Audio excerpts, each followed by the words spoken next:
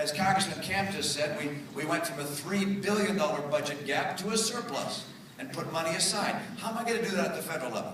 Let me tell you 3 things I'm going to do. Number 1, I'm going to look at all the programs we have, and I'm going to get rid of some. Those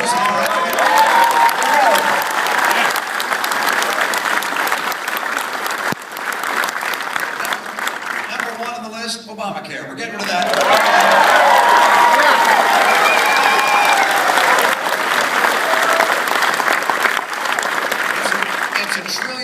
We can't afford. It's $1 trillion we don't want. It's $1 trillion of bad medicine. We'll get rid of it. Number 2, I'm going to look at programs that we do have, that we need. For instance, our social safety net programs, our poverty safety net programs. I'm going to combine them, give the dollars back to Michigan and say, you run the program in the way you think best. We're not going to have it run in Washington by bureaucrats who spend more and more and don't have to.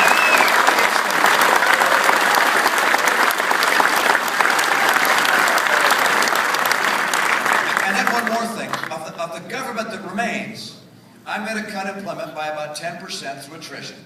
And then I'm going to link the pay of federal government workers with the pay that exists in the private sector. So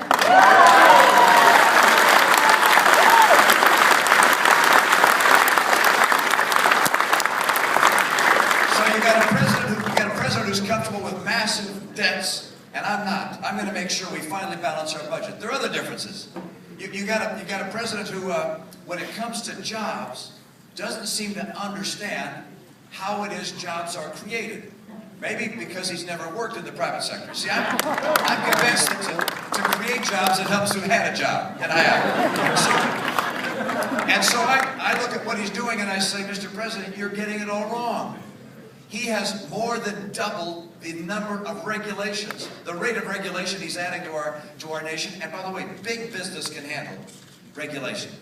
I was with a big bank, the head of a big bank in New York, and he said, you know, this Dodd-Frank bill that they passed, he said, we have hundreds of lawyers working on implementing that in our bank.